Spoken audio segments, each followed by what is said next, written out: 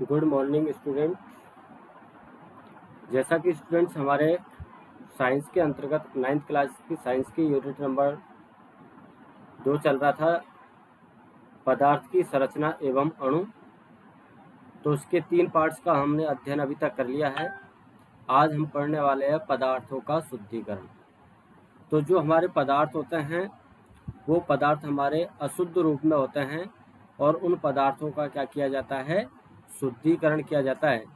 तो पदार्थों के शुद्धिकरण के लिए हम सामान्यतः निम्न विधियों का प्रयोग करते हैं, जिसके अंतर्गत हमारी पहली विधि आती है निस्यंदन, सेकंड विधि है हमारी क्रिस्टलीकरण, तीसरी विधि हमारी ऊर्ध्वपातन और चौथी विधि का प्रयोग करते हैं हम विभेदी निष्कर्षण तथा पांचवी विधि हमारी आसवन और छठी विधि हमारी प्रवाजी आसवन।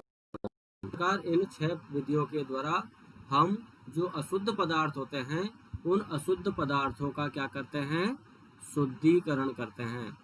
जो हमारे अशुद्ध पदार्थ होते हैं उन अशुद्ध पदार्थों का इन विधियों के द्वारा उन पदार्थों को हम शुद्ध पदार्थ में परिवर्तित करने का कार्य करते हैं। तो अशुद्ध पदार्थ को शुद्ध पदार्थ में बदलने के लिए हम इन 6 विधियों का प्रयोग करेंगे। तो सबसे पहले हम पढ़ेंगे कौन सी विधि, निस्यंदन विधि। कौन सी विधि है ये हमारी, निस्यंदन। अब देखिए निस्यंदन विधि क्या होता है कि हमारा एक विषमांगी मिश्रण होता है, इसमें एक विषमांगी, इस विषमांगी मिश्रण का मतलब क्या होता है, जिसमें दो पदार्थ अलग अलग अवस्थाओं में मिले हुए हो तो उसको बोलते हैं हम विषमांगी मिश्रण। तो विषमांगी मिश्रण से पदार्थों को हम क्या करते हैं, अलग करते हैं। जैसे एक विषमांगी मिश्रण है जिसमें क्या है हमारा, द्रव तथा ठोस क्या मिले हुए हैं, द्रव और ठोस अलग अलग अवस्थाओं में उपस्थित हैं। तो द्रव तथा ठोस पदार्थ हमारे क्या है, वहाँ उसमें मिले हुए हैं। तो हम क्या करेंगे, एक कीप लेते हैं, इस तरीके से जो कीप होता है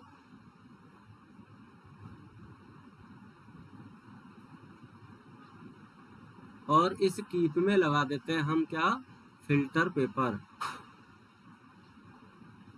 फिल्टर पत्र का प्रयोग करते हैं इस कीप के अंतर्गत। इसमें क्या लगा देते हैं हम, फिल्टर पत्र। अब फिल्टर पत्र लगा करके जो हमारा विषमांगी मिश्रण है उस विषमांगी मिश्रण को इसके अंतर्गत डाल दिया जाता है। तो जब अपन इसमें विषमांगी मिश्रण को डालेंगे तो इसमें से द्रव जो है वो द्रव इसमें से छन करके पृथक हो जाएगा। तो यहाँ तो कौन सा पदार्थ प्राप्त हो जाएगा हमको, द्रव। और इस फिल्टर पत्र पर शेष कौन सा पदार्थ बच जाएगा, हमारा ठोस। तो जो विषमांगी मिश्रण है उसमें से हम इस विधि के द्वारा ठोस और द्रव को पृथक पृथक कर लेंगे। तो जो हमारा ठोस पदार्थ है वो तो कहाँ रह जाएगा, फिल्टर पेपर में, और जो हमारा द्रव पदार्थ है वो इससे अलग एकत्रित हो जाएगा। इस द्रव को ही हम बोलते हैं निस्यंद। जो इस फिल्टर पेपर से बाहर आ जाता है उसे हम क्या कहते हैं, निस्यंद पदार्थ कहते हैं। और इस विधि को कहते हैं हम निस्यंदन विधि। जैसे रेत प्लस पानी का मिश्रण, रेत और पानी के मिश्रण को हम इस विधि से पृथक कर सकते हैं। तो सिंपल सा याद रखना है, इसमें मिश्रण कैसा होना चाहिए, विषमांगी। मतलब विषमांगी मिश्रण का मतलब जो आपके पदार्थ है वो अलग अलग अवस्थाओं में होने चाहिए। विषमांगी मिश्रण का मतलब क्या होता है, जो पदार्थ मिले हुए हैं वो हमारे कैसे होने चाहिए, अलग अलग अवस्थाओं में होने चाहिए। उनकी अवस्थाएं कैसी होनी चाहिए? अलग अलग अवस्था।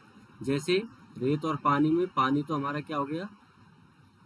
द्रव, और रेत हमारा हो गया ठोस। तो दोनों की अवस्थाएं क्या हो गई? अलग अलग हो गई।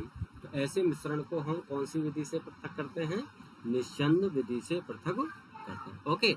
इसके बाद हमारी सेकंड जो विधि आती है, नंबर 2, उस विधि को कहते हैं हम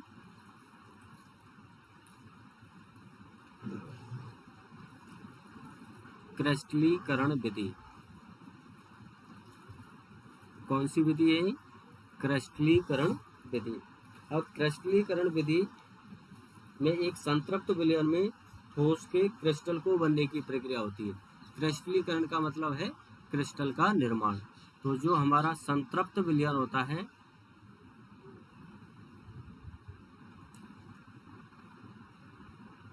उस संतृप्त विलयन में किनका निर्माण होता है? क्रिस्टल का निर्माण होता है। तो संतृप्त विलयन में क्रिस्टल का जो निर्माण किया जाता है, उस विधि को हम कौन सी विधि कहते हैं? क्रिस्टलीकरण विधि। अब इस विधि में क्या होता है? ठोस को द्रव से अलग करने के लिए उसको क्रिस्टलन विधि में उसका क्या किया जाता है? उसको गर्म किया जाता है।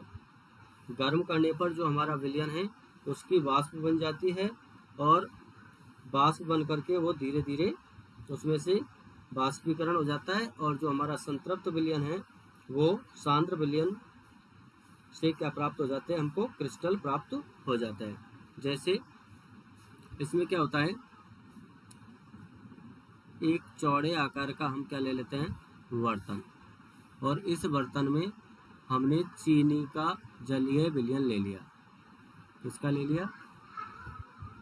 चीनी का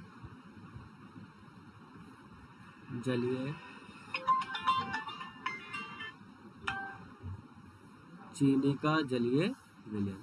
अब चीनी का जलीय विलयन जब हम इसमें लेंगे और इसको क्या कर देंगे? हम गर्म करेंगे।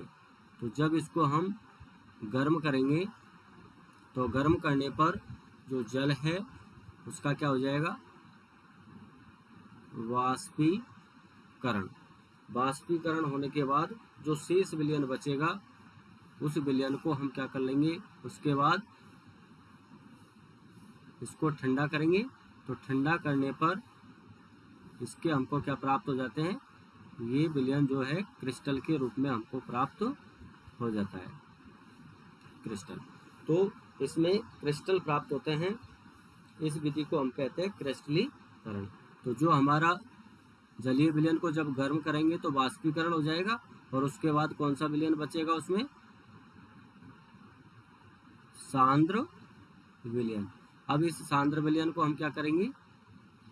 ठंडा करेंगे। तो ठंडा करने पर उसमें क्या बन जाएंगे? क्रिस्टल बन जाएंगे। तो इस प्रकार ये विधि हमारी क्रिस्टलीकरण कहलाती है। जैसे चीनी के जलीय विलयन को, या नमक का जलीय विलयन भी ले सकते हैं हम। नमक का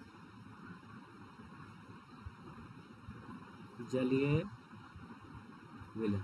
तो नमक का जलीय विलयन लेंगे तो हमें इसमें किसके क्रिस्टल प्राप्त होंगे? नमक के क्रिस्टल प्राप्त हो जाते हैं। तो इस प्रकार हम क्रिस्टलीकरण विधि के द्वारा भी संतृप्त विलयन से क्रिस्टल के रूप में दूसरे पदार्थ को हम क्या कर सकते हैं? पृथक कर सकते हैं। अब तीसरी विधि जो आती है हमारी, वो थर्ड विधि है हमारी ऊर्ध्वपातन विधि।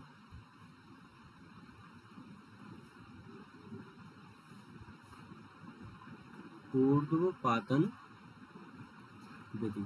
तो देखिए, ऊर्ध्वपातन विधि में पदार्थ कैसे होते हैं? ऊर्ध्वपातित पदार्थ होते हैं। जैसे इसमें क्या होता है? जो ठोस पदार्थ होता है वो द्रव में परिवर्तित हुए बिना सीधे किस में परिवर्तित हो जाता है? वाष्प में। और वाष्प को जब हम ठंडा करते हैं तो वो सीधा किस में परिवर्तित हो जाता है? ठोस अवस्था में। तो इस प्रक्रिया को बोलते हैं हम ऊर्ध्वपातन। तो कुछ ठोस ऐसे होते हैं जिनको गर्म किया जाए। यदि हम ठोस को क्या करें? गर्म करे तो सीधी वो कौन सी अवस्था में, वाष्प अवस्था में परिवर्तित हो जाते हैं, बिना द्रव अवस्था में परिवर्तित हुए। और वाष्प को जब हम ठंडा करते हैं, वाष्प को क्या करते हैं, ठंडा करते हैं, तो ठंडा करने पर वो बिना द्रव अवस्था में बदले सीधे किस में परिवर्तित हो जाते हैं, ठोस अवस्था में। तो ऐसे पदार्थों को हम कौन से पदार्थ कहते हैं, ऊर्ध्वपातित पदार्थ कहते हैं। कौन से पदार्थ कहलाते हैं वो हमारे, ऊर्ध्वपातित पदार्थ। अर्थात हम ठोस को वाष्प में और वाष्प को पुनः किस में परिवर्तित कर देते हैं, ठोस अवस्था में। तो वो प्रक्रिया कौन सी कहलाती है हमारी, वो प्रक्रिया कहलाती है ऊर्ध्वपातन। अब इसमें उदाहरण कौन कौन से आते हैं, जैसे हमारा आता है नौसाधर,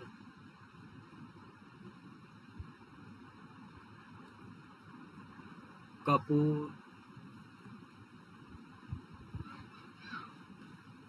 आयोडीन और नेफ्थलीन।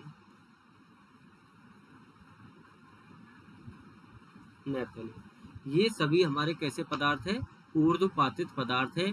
इनको सीधे हम ठोस से वाष्प अवस्था में, वाष्प मतलब गैस अवस्था में, और वाष्प को ठंडा करने पर पुनः सीधे ठोस अवस्था में परिवर्तित कर सकते हैं। तो ये विधि कहलाती है हमारी ऊर्ध्वपातन विधि। तो देखिए, यदि ये पदार्थ है और इनमें क्या मिली हुई है, अशुद्धि, तो जब हम इसको शुद्ध अवस्था में परिवर्तित करेंगे तो क्या करेंगे, इनको गर्म कर देंगे। तो गर्म करने पर इनकी क्या बन जाएगी, वाष्प। तो इन पदार्थों की तो क्या बन जाएगी, वाष्प, और अशुद्धि की क्या नहीं बनेगी, वाष्प। तो अशुद्धि तो वहीं रह जाएगी और ये वाष्प बन करके इनको हम अलग एकत्रित कर लेंगे। तो इस प्रकार इन पदार्थों में से ऊर्ध्वपातन विधि के द्वारा हम किसका पृथक्करण करते हैं, अशुद्धियों का पृथक्करण कर लेते हैं। तो ये थी हमारी ऊर्ध्वपातन विधि। तो शेष विधि अपन नेक्स्ट वीडियो के अंतर्गत पढ़ेंगे। Okay students, thank you.